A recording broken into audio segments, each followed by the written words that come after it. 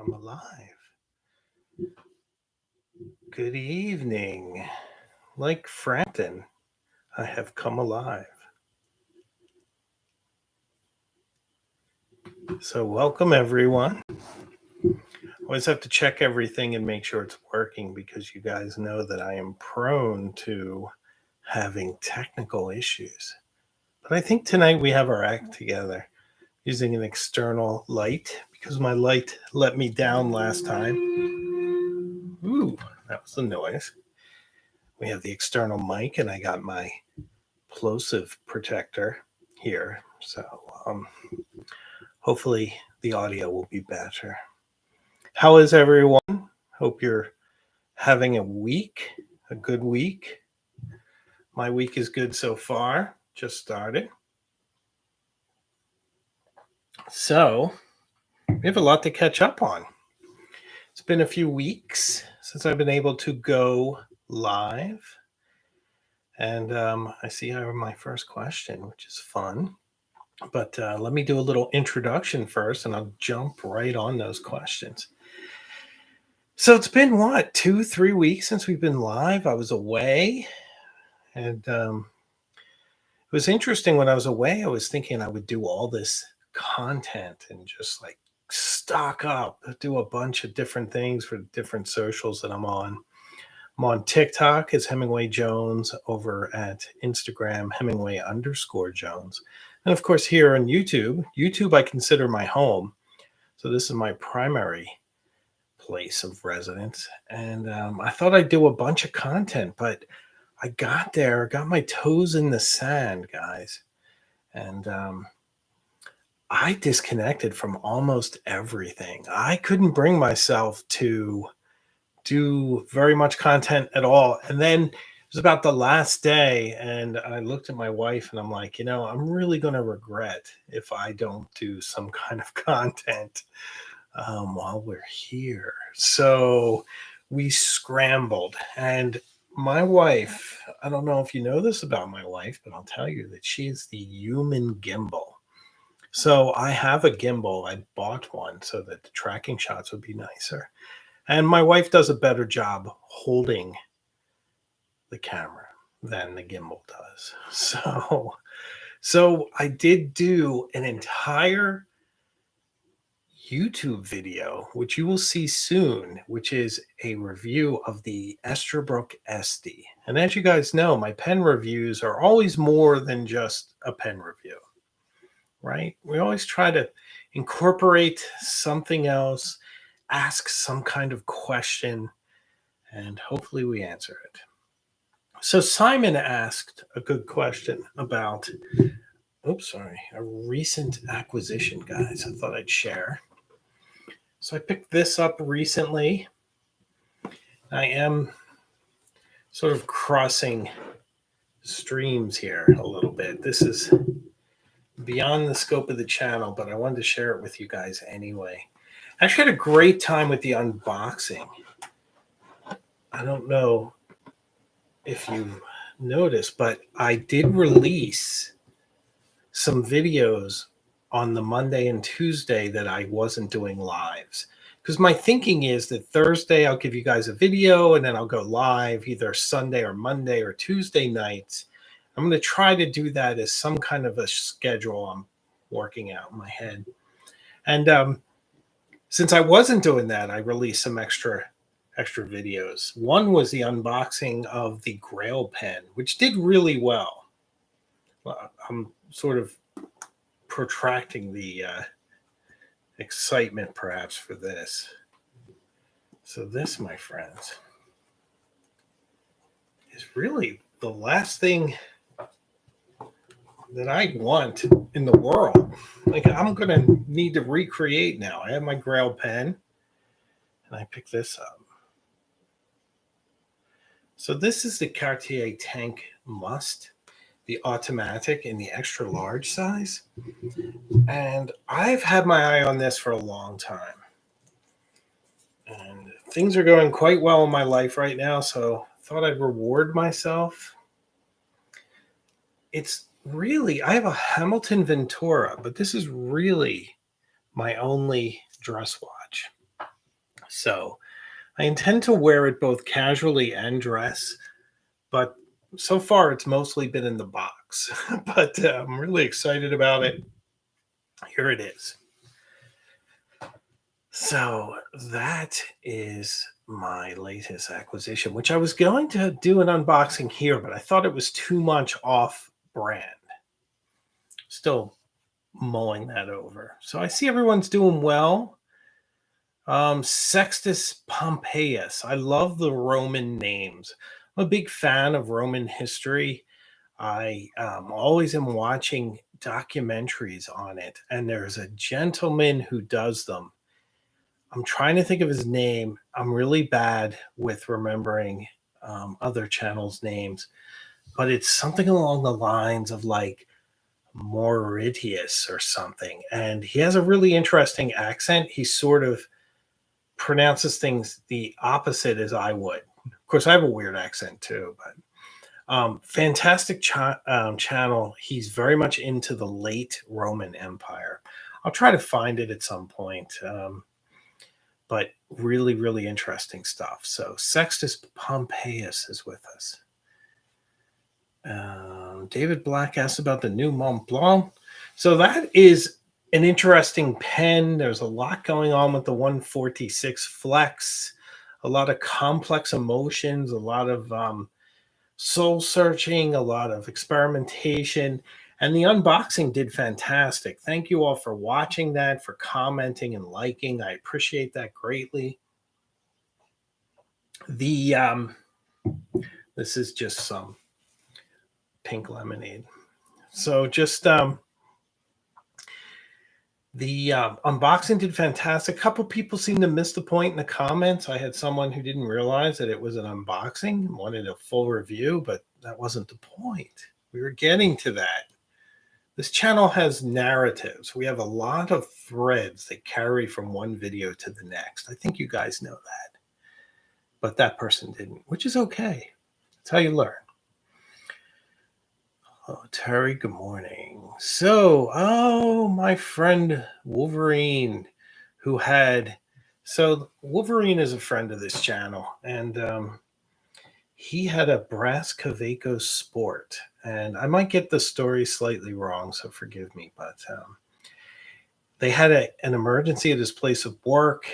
He vacated the building, and when everyone went back in, the brass Kaweco was gone, which is just awful. I mean, pen theft. I mean, there's accidental pen theft where somebody borrows a pen, they hold on to it, but fountain pen theft is somewhat rare. So really sorry to hear that. But it seems that his replacements, because he bought two to replace it, which he's a lot like me. I tend to buy two of everything I like so that if I lose one, I have a backup. So he is back with his beloved Kaweco brass. So I'm going to read some of these comments and answer them because I don't have what they call an encoder. An encoder is a way of sort of directing your lives more like a show, which is a really interesting idea. I did download one, then I deleted it because I couldn't figure it out. I'm learning Final Cut Pro right now. That's the one thing about the YouTube experience for me. I'm learning so much. I mean, not just about pens, but about watches, about video editing, about writing, about time management.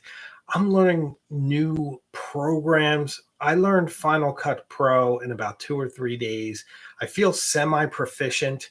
I downloaded it. I'm on the 90-day free program, but I will be buying it whenever I just feel like pressing buy, certainly sometime within the next 80 something days. But it's brilliant. It's absolutely brilliant. Wait until you guys see the content that I'm creating with this app.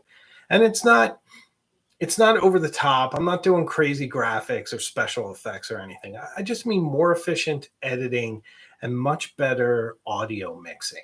So my voice should sound better. It should be more separate from the background music, things like that, just that make it more enjoyable. It's not flashy. It's just effective. So I think you guys are going to like that. That's all coming.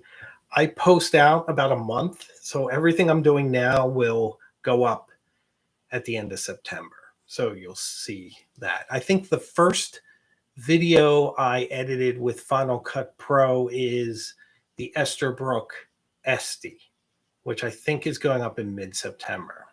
So mark your calendars, please. So David Black says, I like how you incorporate life and experiences into your reviews. I watch them mainly because your content is so much less robotic than most. And by the way, the Cartier tank is amazing. Thank you. I love it. XL. You know what? I have a 7 1/4 wrist to give you some perspective. This is an XL. It still looks very refined and elegant on me. So I think I'm okay with that. David, thanks for that comment. I really appreciate it. And I don't want to ever get robotic. And I'll tell you guys, like, these videos for me are a form of artistic expression. So I'm trying to convey ideas about pens. Now, a review is often contained therein, but there's always has to be some sort of a driving narrative or some kind of an idea or inspiration that goes along with it. And there's needs to be some kind of a beautiful presentation that it's almost like watching an episode of something that's on streaming. That's how I take this channel, what I strive to give you guys. Now, to varying degrees of success, because if you go very early in what I was putting out, I was doing a lot with a little. I mean, I was editing on an iPad Pro, and I was shooting in lower resolutions and whatnot. So it's been a bit of a process, but we're getting there. We're getting to where what I'm imagining I'm able to give you. And toward that end, we shot on Saturday with my wife, the human gimbal. We shot an incredible narrative for a pen, a very special pen at the Boston Public Library. When you guys see this, even though I haven't edited it yet, it's just clips. It's just B-roll. But these clips are so good. They're so, so good. And not because I'm in them. I'm not in them all. I'm not being immodest. I just mean it's such a beautiful setting. It's so perfectly integrated with the pen. You guys are going to love it. So I'm really excited about that. And the other thing I'll say about it is I'm considering a couple of things to enhance this whole experience. One is the encoder software, which I mentioned earlier, which makes it more where your lives can be like a channel. I could have a guest and we could be in little windows, which would be really nice. Maybe we could do some interviews. I don't think this basic version, right now I'm speaking to you through a MacBook Pro, and we're going right through YouTube, which is fantastic. It's working great, but I don't think I can do separate windows and have interviews, which would be really cool because I have some friends that you guys would find interesting, people in the pen community and elsewhere. So the other thing that the encoding software would do is it would put your comments there. I'm not sure if they're going to be preserved. I know with an encoding software they would. This way, I'm just not sure. I hope so, because I find your comments as valuable as anything I'm saying. So that's one thing. The other thing I'm thinking of doing is either doing the YouTube membership or a Patreon. And the reason is I'm running out of music and it's kind of expensive to license music. And I'm always using the free music. And you guys know I like classical music and I just think it works with the channel more than a lot of other music does. But to buy the license for a decent version of Vivaldi or something is like $50. And at some point, it's just like, I want to produce really good content and I'm starting to feel limited, but I don't want to go out of pocket too much. So I'm trying to figure that out. So I might do like a membership thing just to kind of help pay for stuff like that. So that's another thing I'm thinking. Lots of nice comments about the watch. Thanks, guys. I really appreciate it. My wife is kind of a bad influence. I have a really great relationship with my wife. I'm really lucky. But, typically when you go into a place and you're looking at watches and you look over to your wife and you're like, hey, honey, what do you think? You kind of do want her to say, no, come on. Don't get it. Just wait. You don't need it now. You just bought a Mont Blanc 146. Don't buy the Cartier Tank 2. No, not my wife, though. My wife is like, yeah, you deserve it. You work hard. So, which, she's the best. I love her. But it's just funny. It's not what many people get back as feedback. She's just so supportive. It just blows me away every time I think about it.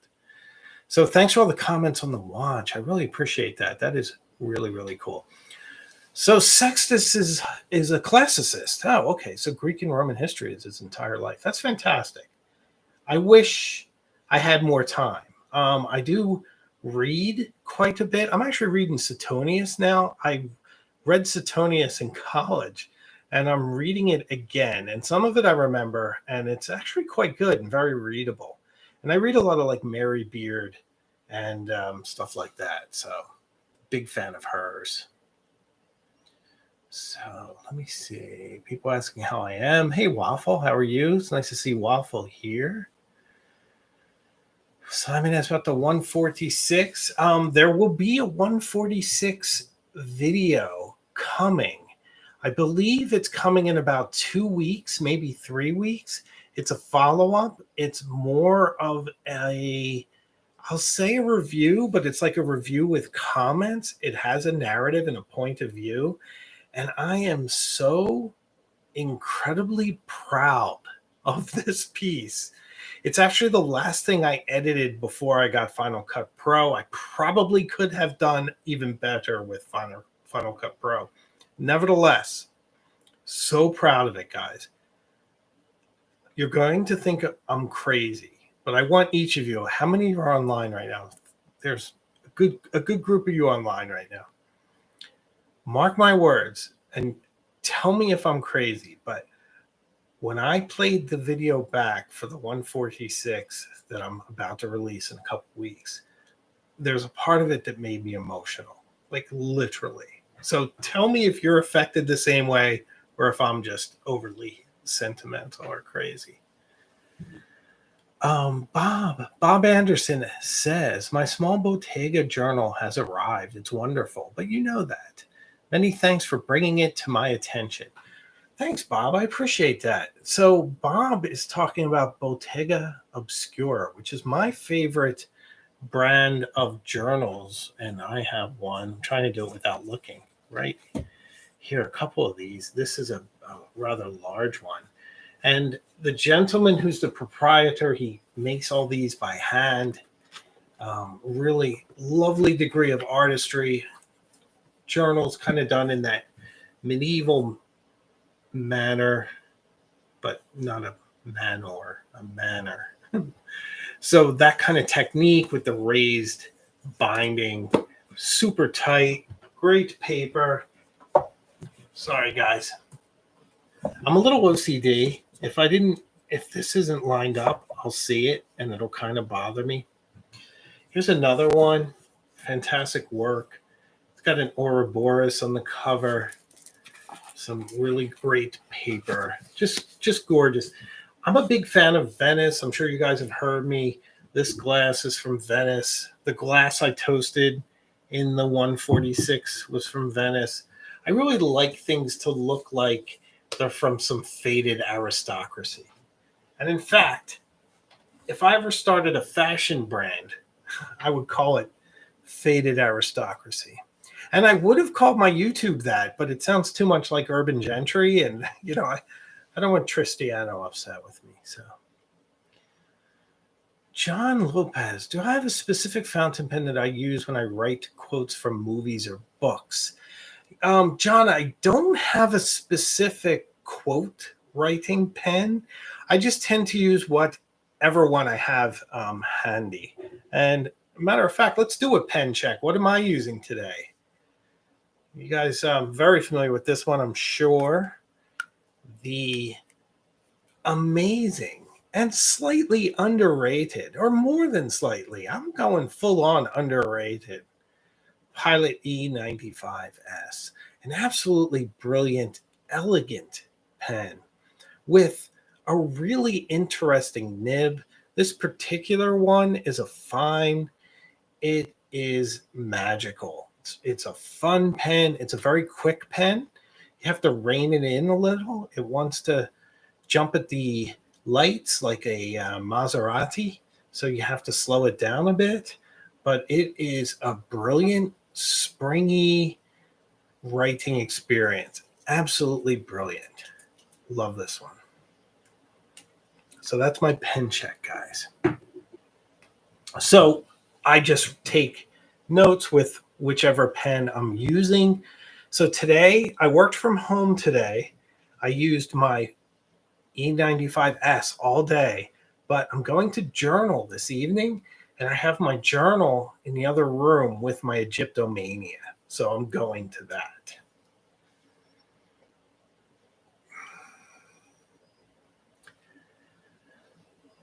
So Bobby Artist got a preppy and extra fine. He's really into extra fine. Trying to decide between a plaisir or tweaking eco nib to write drier. How long platinum converters tend to last on average? Okay, a lot of stuff there. So it's funny when you read something that's just sort of not anything you would do, but I have full respect for other people, and I love the hobby that we're all different and we have different things we like. TWSBI pens are very wet. I've never used an extra fine. I've used a fine. I would never make it drier personally. But I get it. I get it if that's your thing. I'm trying to think what my dry fines are. I think some of the Pilot fines can be kind of dry. The Metropolitan is, at least in my experience. I actually did the opposite. I had to work on mine to get it wetter. So it's just interesting. But I would always choose Eco over any pen. To me, TWSBI Eco, you don't need any other pens. If you buy one of those, you can elect to buy other pens, but you don't have to. You're set for life, whatever you choose. The how long does a platinum converter last? So I have a Kanazawa Haiku Matsutoro, as you guys know, and it's a 3776, right?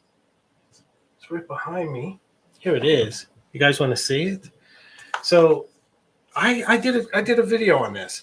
So I didn't use this for a couple months, and I just did a TikTok on it where I put the camera on it and I said, well, let's try it. Let's see if it'll write. So this has been put away for like 3 months, and I uncapped it, took a piece of paper, and I wrote, and it wrote immediately. So you're asking, like, how long does a converter last? Well, it lasts me pretty long because I don't use it that much. I Diamine Imperial Purple in here. Actually, it's starting to run out from the look of it. So I guess I used it enough. But I thought the purple just went with gold. So looks really nice with my shirt. You know, I match pens to my clothes too. I think you guys know that about me.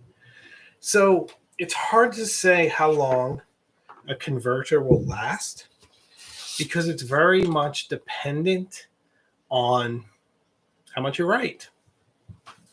So I just don't know. But long enough. If you wrote with it every day, it would last you at least a week, I would think. Simon wants to be a guest on my podcast. Wouldn't that be fun? Oh, I said podcast. I meant live. It feels like a podcast a little bit. Terry Horn finally broke down and purchased a Kaweco Brass Sport in extra fine. So far, so good. I'm trying to think if I have a Kaweco extra fine. I don't know if I mentioned this to you guys, but Kaweco sponsors me on TikTok. They've given me quite a few pens. They're very, very, very, very generous. So I have everything from I think I have at least 4 sports. I have 2 brass, but one they gave me and the other one I actually bought because I liked it so much. And then a Supra, a Lilliput, and a special collection red. Those are the ones I can think of. They have double broad, medium. There's a fine in there, and there's their calligraphy nib, which is their 1.1 stub. They call it a calligraphy nib. A lot of brands do. I like that. I like that designation. There's something romantic about it. Like the Mont Blanc 146 flex nib is a calligraphy nib. And who else calls it a calligraphy nib? There's one other company, Mont Blanc, Kaweco, and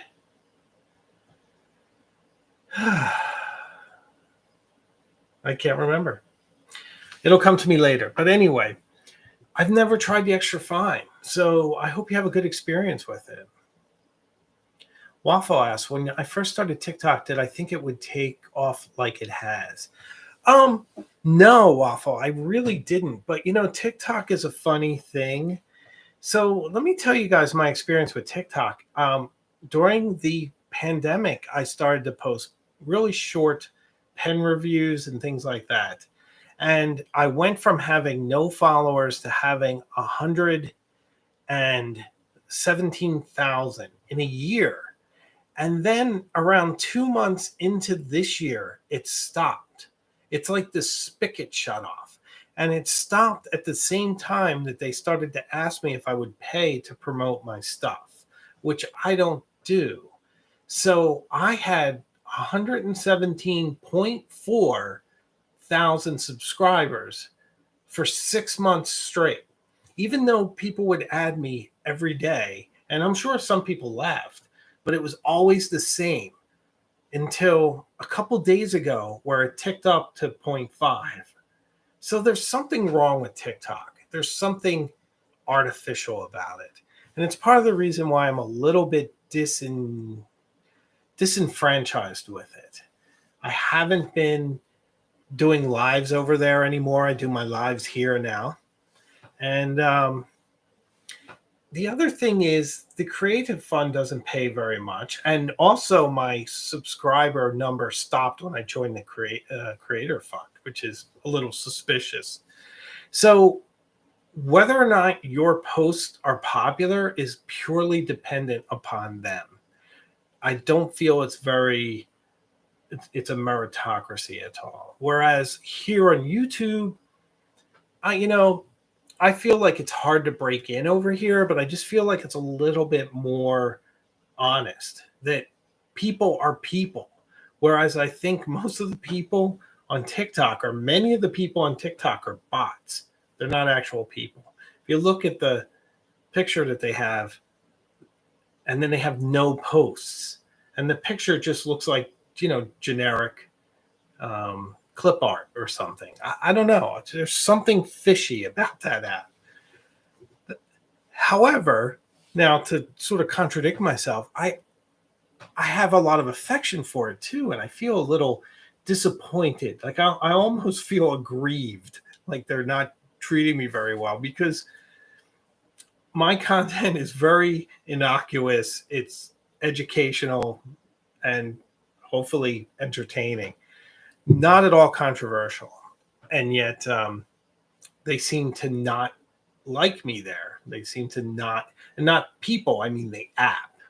They're not supportive. So, let me see. Oh my God, Sextus says like I should use dubstep music for for like an April Fool's.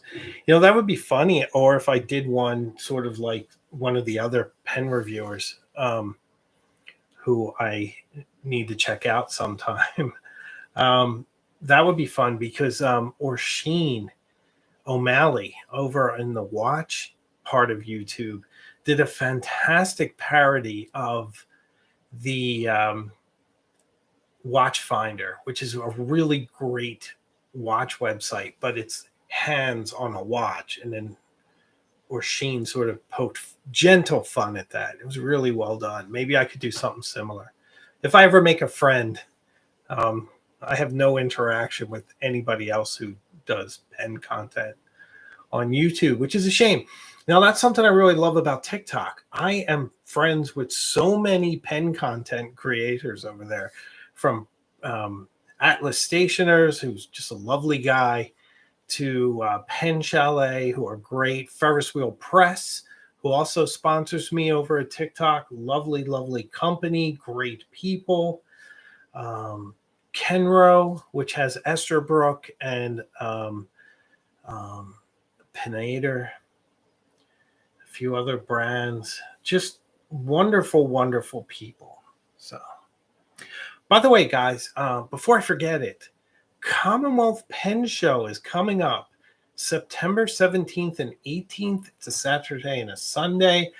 I am planning on being there the Saturday at 11 a.m.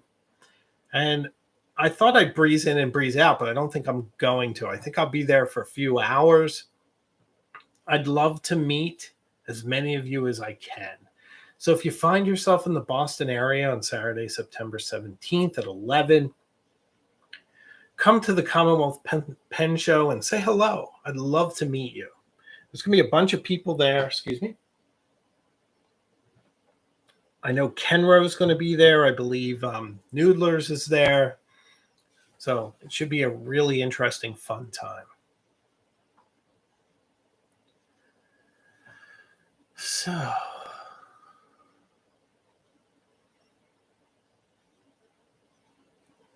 inlaid nibs are interesting and have a good feel, John Lopez says. They are. I'm thinking of other pens with inlaid nibs. What springs to mind, no pun intended, is the Schaefer Legacy, which is an unbelievable inlaid nib. It's that absolutely gorgeous diamond-shaped Art Deco nib that's inlaid and long and just fantastic. I think that's 18 karat gold. And then there's the Waterman Careen, which is also 18. I don't think Waterman makes anything but 18. Just a gorgeous, expressive, soft nib, but not as cool as the Schaefer. The Schaefer is just amazing. So, you know, it's a shame. I'm wearing the wrong glasses. I wish I had my reading glasses on. I'm having a little bit of trouble reading your comments. You guys know I have terrible, terrible handwriting. So let's see. So somebody asked, does the Careen have a soft nib? It has, you know, you have to be careful. You have to speak with specificity, right? It's not a soft nib like the Egyptomania, but it has a bit of give to it. But it's very smooth. So it's not like something like a Sailor 1911, which is very, very rigid, has no give at all. And remember, a lot of this depends on your writing style too. I am a very soft writer. I don't like to press at all. In fact, I practice backing off the paper as much as I can and still getting a line. That's how I try to write. And that's why I love a nib like the E95S, because it gets fat to thin in a really neat way when you do that. And it's very springy. So the Careen is not as springy as something like that, but it is soft in comparison to something like the Sailor 1911L. Now, that's not speaking pejoratively of the Sailor. Oh, sorry, guys. That Sailor 21 karat gold nib is brilliant. and has nice feedback, but it is quite rigid. So it's just a different animal and a different feel. And gold nibs give you such a wide range of possibilities. The Egyptomania is as soft as a vintage Waterman 52. When you talk about a wet noodle, that mystical idea, the Egyptomania is that. But it has no real line variation. So it's interesting. They're almost there, yet it's one of the most amazing experiences to write with it because it's like writing with a paintbrush. Some of you have the Egyptomania. I'm sure you'd chime in and agree with me. It's a wholly unique experience. And by the way, if you're going to spend over $900 for a pen, it had better be a wholly unique experience. And the Egyptomania delivers every cent. The Waterman, it's a nice nib. It's an interesting nib. It's not outstanding. It's not completely taking advantage of the fact that it's made of pliant materials. Another nib that's as crazy as the Egyptomania for much less money is I always have trouble with Piniter, because I want to say it's an Italian brand, and I speak just enough Italian to get in trouble. And I want to say it as an Italian would, and it doesn't work. So, but that pen with the quill nib is so fun to write with, so soft, so bendable, but once again has almost no line variation. But I don't care. The experience is awesome. And maybe somebody else could get it out of it. I couldn't. I have a medium quill nib. It's fantastic. Isn't it? I think it might just be the quill nib. I'm not sure about that. I'll check on that later. All right, let me see other questions you guys have. So,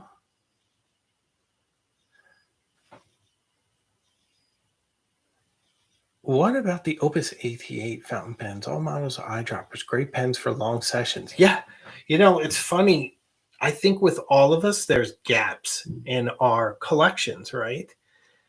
Opus 88 is a gap for me. I don't have one. I haven't used one. So I hear great things. I see people doing the eyedropper thing. I've never done an eyedropper pen. I just got one. It was there, but I moved it. It came with the Fountain Pen Revolution Architect nib I just got. It had a little eyedropper pen with it, which is super fun. I haven't tried it yet. But the Opus 88 is one of those pens that has eluded me. And same with Visconti. I used a Visconti at the Commonwealth Pen Show last year, but I've never owned one. I've only dipped it. So I can hardly say that I have much experience with it, except in the materials. And it was actually quite an extraordinary writing pen from a dip. So there's something to be said for that, my friends. P Friends 55. Do I know Nico Leonard? He is a watch YouTuber, probably the exact opposite of your style as far as fountain pens go. I do know Nico Leonard as a YouTube channel. He had a meteoric rise by basically being extremely outrageous. He insults people and their choices of watches. He's very entertaining, but it's very blue, right? It's very profane. So yes, yeah, he's probably the opposite of me. I joke about it sometimes. I mean, I'm kind of the Mr. Rogers of pens in a way, or maybe I'm closer to like Bob Ross of pens, right? I'm not sure. You guys could tell me who I am better than I could. You can never see yourself, right? But you could get a lot of attention if you are controversial on any of these social media platforms. And sadly, that's part of the issue with TikTok. TikTok thrives off of controversy, and there's nothing controversial about anything I put up. So it doesn't get that sort of back and forth interactive, let's argue about a pen. Although I did I do occasionally throw ballpoint pens across the room and say they're garbage. And some people get upset about that. So there is that. All in good fun though, guys.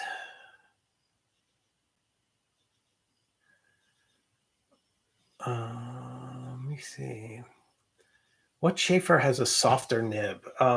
The Legacy, it's a vintage Schaefer from around 2003, 4, or 5. I'm trying to remember when I bought it. It's an absolutely brilliant pen. I could actually show it to you if you'd like to see it. I do keep my pens behind me. It's just with the condenser mic here, it's a bit noisy whenever I do anything. So I'm trying not to. Trying to make the audio experience better for you guys. But here you go. Here's a Schaefer pen for you. See this? I actually did a video on this. Nobody watched it. So nobody liked it. Look at that nib though.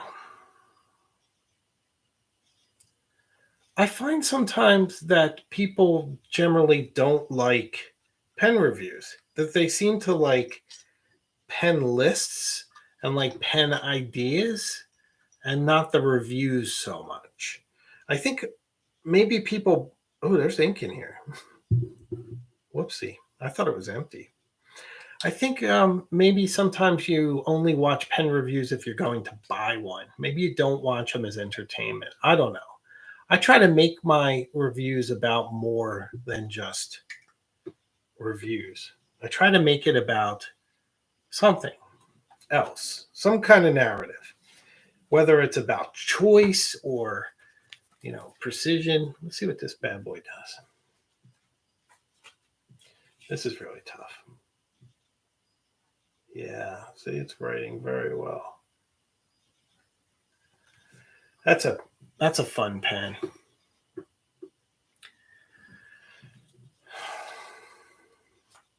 This is one of those that I wrote with all the time and don't give as much love to anymore. And it's so like glistening chrome. It's just such a cool pen.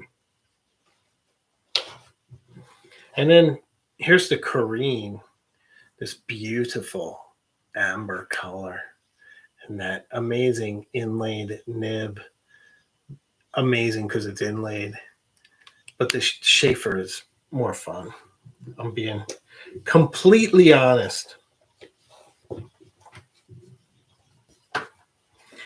All these Mont Blancs from here over. The Egyptomania is missing because it's in the other room. But we have 1, 2, 3, 4, 5, 6 Mont Blanc. The 149, the 146 Flex, Egyptomania. And then these guys. The backup singers.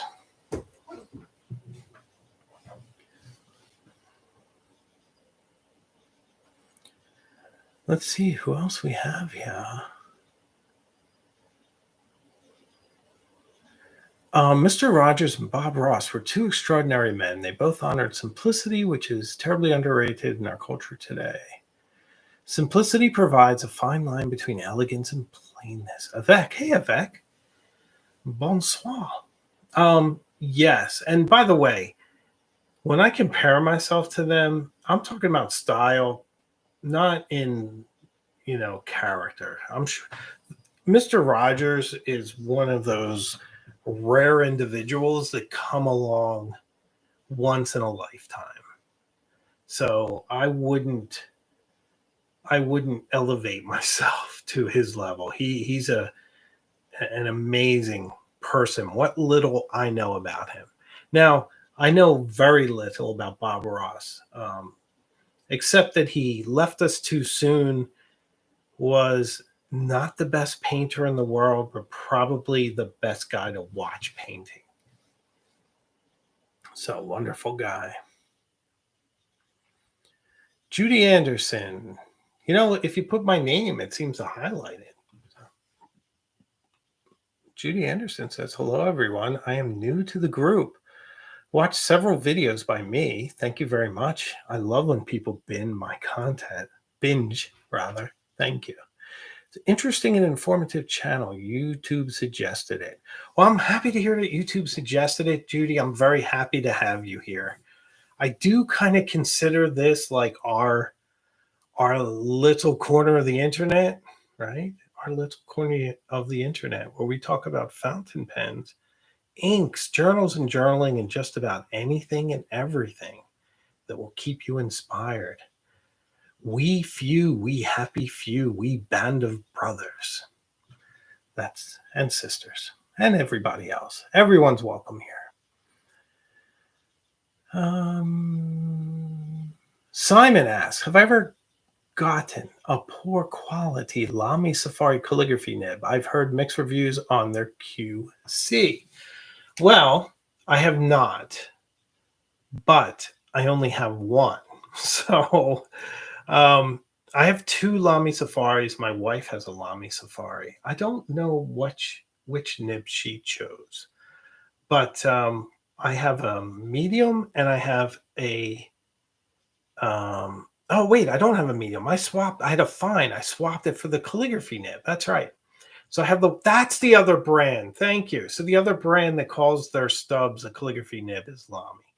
So it's brilliant. It's just one of my favorite nibs of all nibs. It feels like it has sharp shoulders, if that makes sense. It just feels like it cuts really straight on the fat line. And you get incredible line variation, but you're also able to write quite small with it easily. It's just brilliant. Then I have the cursive Italic. That's where I was getting a little confused. I have the cursive Italic and I have the 1.1 stub calligraphy nib. Those are the two Lamy nibs I have. And they're brilliant. They're both fantastic. So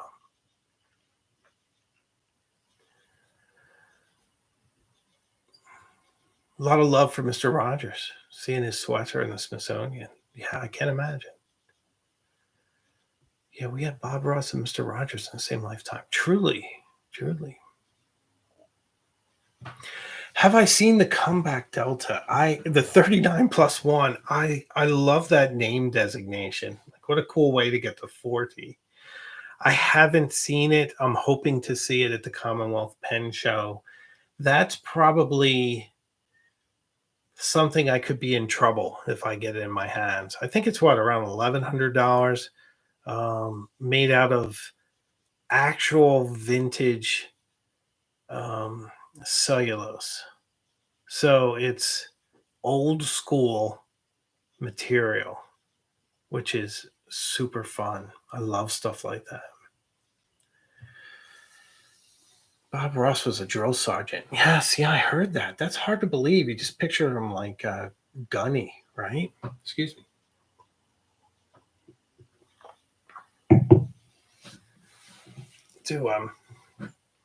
My voice gets really dry when I speak for extended periods of time. R is bringing up some old videos. So there are a couple of old videos I left on the channel from the old days. And my old video of me on my Fender Strat. Yes, yeah, I still do play. Actually, within my line of sight is my Les Paul, my Gibson Acoustic, my Fender Telecaster, and my Fender Stratocaster.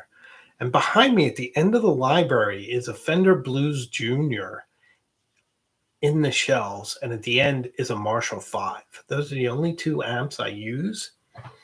The only effect I use is a wah-wah pedal occasionally, and otherwise I just plug right into the amps. So I do play. Oh, Simon likes my guitar content. Thanks. Thank you. I'm not a very good guitarist, but I do enjoy it, and at least I have my own style. So something to be said for that. Matt, I am late to the party as always. Better late than missing it. So thanks for being here. Thanks for hosting us again. It's my pleasure. I love your lives. Probably don't remember, but I'm the guy that asked about your experience with the Edison Collier. Love it. Awesome. I appreciate it. I do appreciate it, Matt. I do remember your name. I've seen you, and I've seen you in my comments. You really do get to know people, which is nice. I will, if the channel ever gets too large, I'm going to miss that. I think I'm going to put my Cartier away. You guys want to see it one last time. It has a date function. It's 6, which is super cool. By the way, I wanted a dress watch, and I wanted something different than everything I had. So I got it on the calf, even though you really shouldn't buy a watch on the leather strap. You should really always buy the metal and then buy a leather strap, either aftermarket or whatever. But I didn't want another sports watch. I wanted something dressy and elegant. And to me, this watch is the epitome of European laid-back refinement. And that's what I was going for with this one. But it's like a box within a box. I'm going to put it to bed till tomorrow. Ooh, sorry for the noise. Let me see what other questions you guys have. Belated greetings from San Francisco. Oh, Ichiro, how are you? Always a pleasure, my friend. Speaking about someone I see often in the comments, he has a fantastic perspective. Always an interesting comment. Thank you. Thank you for being here. Michael Davis, nice guitar collection. I noticed the Blues Junior and wondered if it was Tweed Deluxe. It is the lacquer Tweed Deluxe Blues Junior. So it has the upgraded speaker, which I now forget what it is, but the tone is incredible. If you want that Stevie Ray Vaughan tone, you can get it. You can get Hendrix. You can get Clapton out of it. It's just brilliant. I like personality amplifiers, ones that sound unique on their own without pedals. I don't like pedals. I feel like it cheapens the sound. And I play very clean, which is funny because I played heavy metal back in the 80s. Here I am all grown up playing clean. One of the things that annoy me sometimes is you see somebody reviewing a guitar and then they put so much reverb and these pedal boards and delays, and they're like, I'm micing it with this Shure mic and I'm doing this. It's like, well, I have no idea what this thing sounds like now. Or even a channel I enjoy is Norm's Rare Guitars out of California. And they do their guitar of the day, and they used to have Agonisi, I forget his first name, Mark, right? Mark Agonisi used to do guitar of the day, and it was great because the guy was really knowledgeable, and he would tell you everything about the guitar, and then he would play it. Now they have a kid who isn't as knowledgeable as Mark, but who's 100 times better of a player, but he always plays with a loop and he plays with distortion, and it's like, I don't know what that guitar sounds like anymore. So maybe I'll try to do the pen review version of that. I don't know. So always fun. So what are pen shows like? That's a good question. Avec asks. So I've only been to the Commonwealth Pen Show, and I feel like not going to Washington was probably a mistake. So I'll probably go to the Washington, D.C. one next year. Evidently, there are 2 major pen shows in the world. There's Tokyo and there's Washington, D.C. And they have the most attendees. From a vendor point of view. I don't know about people walking in. I don't know those numbers, but I heard there were over 350 booths for Washington. That is huge. That's like Comic-Con, for fountain pens and probably pens in general. I'm not sure they limit it to fountain pens. But the Commonwealth Pen Show I went to last year, it was kind of small. It was a smallish room, a small ballroom, occupied by maybe 50 tables. But now this year it's 2 days. So I'm not sure that last year was representative. And I never went before, to be honest. I was always into fountain pens, with the idea of going to a pen show just never occurred to me. So this year, as I said, I will be at the Commonwealth Pen Show at 11 a.m. on the 17th. And I'm not sure what to expect. I'm guessing it's going to be bigger than last year's. Although I don't want to be critical, but I went to the page. They're not real good at promoting this thing. Like, if you go to their website, it looks like it was made in 1990. And the list of people who have tables looks like they put it by the name of the person that made the reservation or something. Like, it doesn't say, like Kenro, Kaweco Pens or something. It says like Betty Sue, and it's like, great, who's that? It doesn't even, I mean, maybe it says Nate Fuller or whatever. It doesn't even say like Noodlers or anything. It just has people's names. So I really don't know what to expect. But you walk in, you pay money. It's usually like $10 or something to get into these things. Then last year, you got a free bottle of Noodler's ink, which was super cool, and it was great ink. And then you walk around the tables, and people have displays set up. There's Nibmeisters that are grinding away. Usually you need to make a reservation with them in advance. There are people selling pens, usually stationery companies or whomever. Sometimes the pen companies themselves or distributors or whatnot are there. They often have many sale items, which is really, really nice. That's where my wife picked up her Lamy Safari last year, and it was like, I think it was like $20 for a mint green Lamy Safari. I mean, bargainous.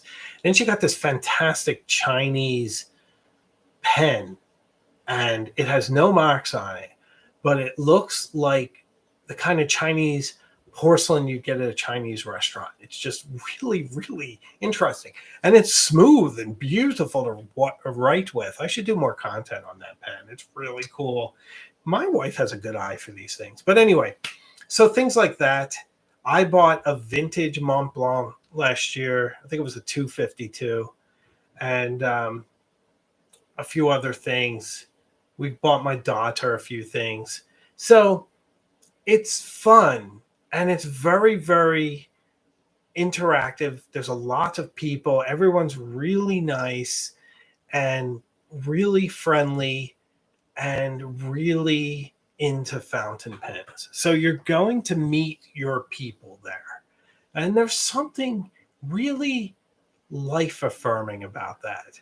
When you have a niche hobby or a special passion, and maybe a lot of people you meet don't necessarily understand it, or it's just a little out of the mainstream. I mean, fountain pens, it's not crazy, but it's a little out of the mainstream. And a lot of people don't even write very much anymore. So you say you're into fountain pens, they're like, oh, okay, and there you are in a room with at least 100 other people that love the same thing. I mean, that's really special. That's affirming, like self-affirming. Like, you're okay and they're okay. You're all okay together. That's how I look at it. Let me see what you guys are up to. Simon says the Denver Pen Show wasn't too organized. I'm sorry to hear that. I feel like it's a tremendous opportunity for people to get together and to enjoy things. I don't remember there being any kind of classes or itinerary last year at the Commonwealth. I don't know if that's changing this year, but I didn't see anything on their website. It'd be fantastic if there were like cursive writing classes or how to make your pen more wet or fix a sprung tine or what have you. That would be super fun. Matt Swanson loves Noodler's Bay State Blue, but it bleeds through Tomoe 68 gram paper. Well, Bay State Blue, there's some people that like outlaw that color because it's just eternal and it just gets everywhere. And you can't clean it. Is it common? Yeah, it's Bay State Blue. It's it's an amazing concoction. A huge mess to clean up. Absolutely. Stain my stainless sink. Yeah, probably for like half a year. It's the bluest of blue. Um, I I have a septic system, so I don't use Bay State Blue in this house. I Here's the thing: the ink that Noodlers makes for the Commonwealth Pen Show as a giveaway, which is really nice when you pay your money, is water soluble. And last year it was called something along the lines. I might not be exactly right. I could look it up in my pen library, my ink library, but it's called Blue Lobster and Whale, and it's beautiful. And it was water soluble, and I've used it quite a bit. But Bay State Blue, yeah, I'm not playing with that stuff.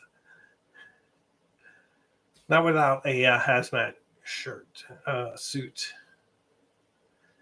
But it has its use. It has its use. I use a lot of water soluble inks and I drink a lot of iced coffee, and that's not a good combination. There are times when I smear ink, not in my journals, but well, occasionally in my journals. But when I smear ink in my journals, it's usually because I'm impatient or I forget and I touch it on a wetter flowing either ink or nib or some combination thereof. Talking about my ledger, my work notes, I'm constantly dripping iced coffee in there, and it just gives you that tie-dyed effect. So I probably should use permanent blacks at work or blues, but I don't. Simon asked, do I plan on going live on TikTok again? I don't know, Simon. I'm really disenfranchised with TikTok right now. I'm just really disappointed. I just feel like they're suppressing my posts. I get people messaging me every day, like, I never see you anymore and all this. I'm like, well, I'm here. I'm posting every day. I just feel like because I don't have controversial content, they're not pushing me. So I suppose I will go live on TikTok at some point. But this is my home. YouTube is my home. YouTube is my main base of operations. And I still will keep posting TikTok, and I'll still have unique content on TikTok because that 20 to 30 second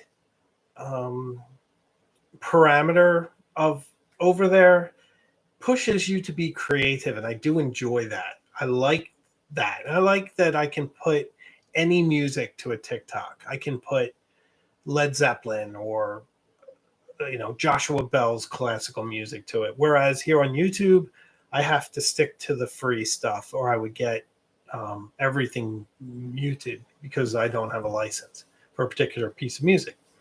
So I'll always be on TikTok. I'm not going anywhere, but I don't know if I want to like put lives through there when I can do them here. I also like this. I like doing the lives in widescreen rather than in the vertical orientation. I just think this is a bit grander. And I also like that the lives on YouTube are eternal. They stay on your channel unless you delete them. Whereas the lives on TikTok, they just fade away into the background. I can actually get access to my lives. I could download my lives from TikTok and post them here, but they'd be vertical. So that's another idea I had. But I do like this wider orientation. Alan has a TWSBI Go dedicated solely for Bay State Blue. That's a brilliant idea. I think if you're going to write with Bay State Blue, you should probably find a pen that's not very expensive and use it. Now, other inks stain too. I have some of my older pens, the converters are stained. My Schaefer Legacy that I showed you has a converter that's stained. I forget if it's black or blue or dark blue, but it's stained that color. I think it's black. And no matter how much I clean it, and I'm good at cleaning pens.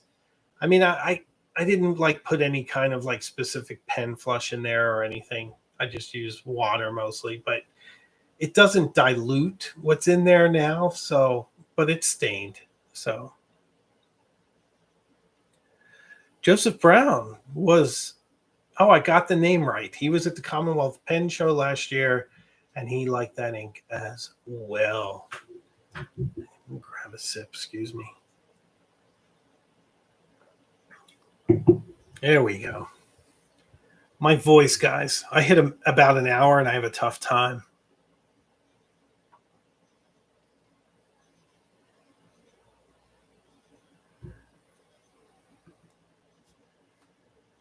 Plenty of useful info on YouTube on how to prepare, what to bring in, etc. Oh, for a pen show. Yeah, well, there you go. I mean, I'm sure there's stuff out there. I mean, to me, I go to have fun. I go to meet people. I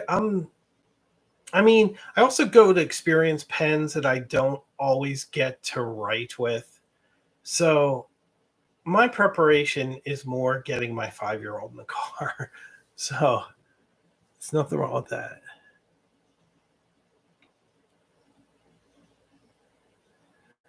Do I have a quality of pens I've inked at any given time? I keep around 6. So Joseph Brown asks, how many pens do I generally ink at any given time? And he limits himself to 6. Not limits himself to 6, but generally has 6. For me, it's tough because I'm always doing content on pens. So I'm not sure how many pens I have right now. I just got a whole bunch in. I have ones in boxes I haven't opened yet that I have to post about. I'm guessing I have probably 100 or somewhere between 90 and 100.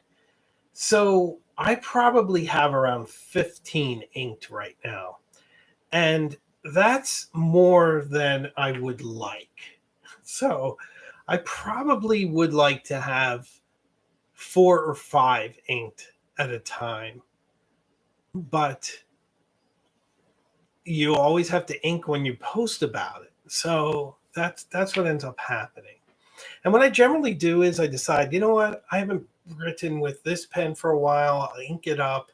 I'll use it for about a week and a half, come up with a new idea, and then post about it. So that's kind of my process. So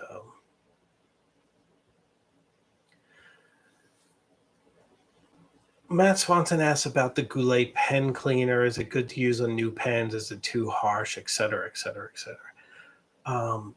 Matt, you know what? Let me read this verbatim.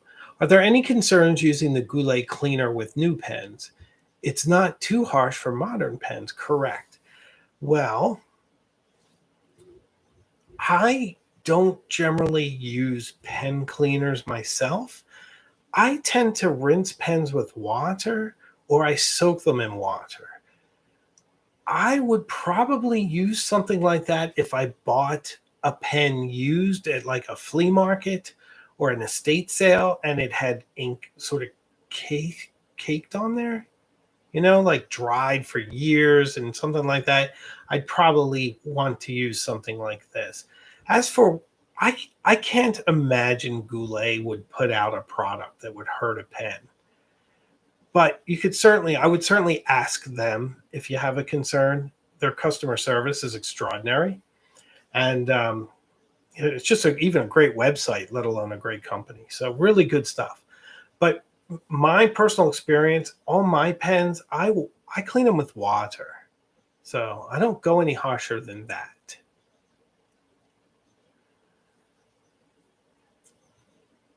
Let me see. Wolverine, I have a growler full of custom ink and a custom shade called Viv's Ganges Red. I got it around 2005, but I haven't used the ink. I love that you have a growler of ink, my friend. You never cease to surprise me. If we lived closer, I think I would I'd bring a jar over But that sounds, even the name sounds really interesting. So good for you. By the way, guys, I should mention that Krishna Moonview 2 is back in stock. I ordered 4 bottles and they're on their way. And I meant to say it earlier in this live, but I forgot. But I want to show you it because there's nothing that touches Moonview. It is the sheeniest of the sheens. It's just insane. And I've compared it to things like Tesla coil, and we're going to have a sheen war sometime. I'll try to get the light on there. Look at that, guys. Isn't that crazy? You see that? So that's Moonview. There it is. Look at it in the patch and in the writing. So Moonview is incredible and super fun to write with. Super magical. Here's Tesla coils, also really nice. It's actually, I kind of like the base blue a little better in Tesla coil, but the sheen goes to Moonview. But Tesla coils is nice too. And Birmingham Pen Company gave me a really cool nib-shaped paperclip with every order, I believe, which is very fun. But if you want your Krishna Moonview, buy it now. You have to buy it in the local currency in India, but it's not very much. I bought 4 bottles and they shipped it, and it was like $60, which I thought was bargainous. They were 20 milliliter bottles. So very, very bargainist.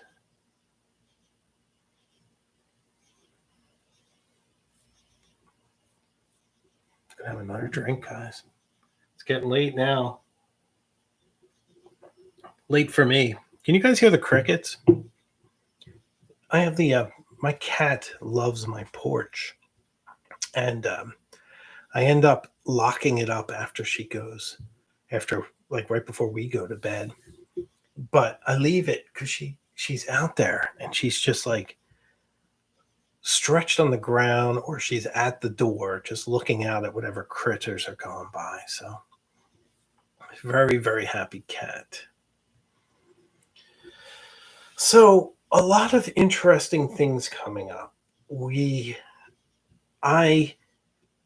I'm trying to be a little bit more exacting with what I put out there in regards to the visions in my head. And what I mean from that is I get the B-roll and I create a narrative, and sometimes I was limited by some of my equipment and some of my software, and I feel like I have everything I need now. I don't really need to go beyond it. And I think I've been burying my leads too much. I think my videos have had a bit too much front end time, where it's an introduction and then a very long opening credit and then a pen check. And sometimes you don't get into the meat of the matter until you're 3 minutes in. And I think that's too long. So I'm starting to put the fun stuff, the beautiful stuff, the informative, interesting stuff closer to the front. So I used to do my moments of Zen where I take classical music and time it to the music at the end. Well, I personally think that's some of the most fun to do. So now I'm integrating that with the conversation and bringing it much closer to the front. Now, the first example of that went up last week on the Vanishing Point review, but I had put too long of a preamble, and I'm tempted to go in and just cut it off where the good stuff starts. But I'm not going to do it because I feel like these things need to stand on their own. They need to succeed and fail as they are with the vision I had at the time. So that's how I look at it. But I think you guys are going to see a slight shift. in the channel, same tone, same presentation, but a bit more expressive with a lot more of that fun stuff up front. So I think you're going to like it. I think you're going to like the directions we're going in. ML Barker, she's enjoying the nature. She is indeed. And I don't know if I mentioned this to you guys, but I live in a town in Massachusetts at the edge of the town, and I'm surrounded by hundreds of acres of conservation land. And we're one of the first houses at the edge. So the conservation land begins at the corner of my neighbor's property, but it's close. So essentially like right there. So we get all sorts of Massachusetts critters, which I know other parts of the country have much more formidable furry friends. But we do get fisher cats. We get all kinds of woodpeckers. One took, well, I should say a pair of them took one of my trees down recently, pileated, beautiful birds. And a lot of hawks and things. And we joke that if you leave something outside, something's going to eat it, move into it, or have babies in it. So you tend not to leave shoes and things outside. So it gets very interactive sometimes with nature. I feel like it would take over if I let it. So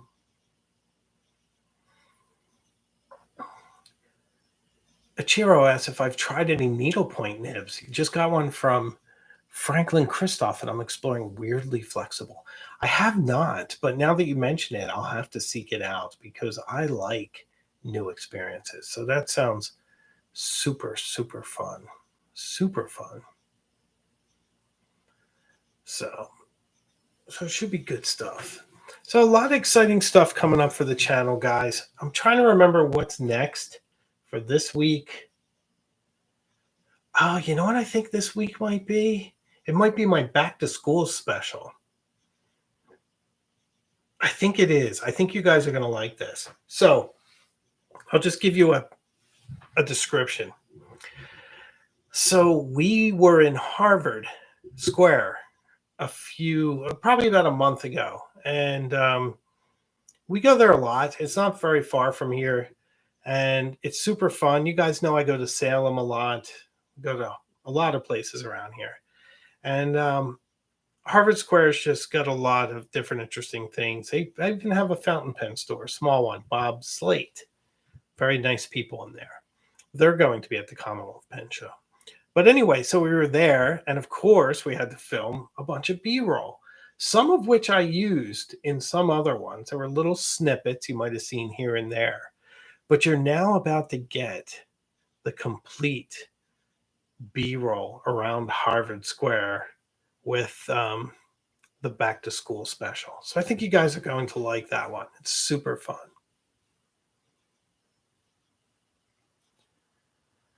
Matt Swanson has ordered Krishna Moonview. Good job. Let me know what you think when it arrives. It's one of my favorite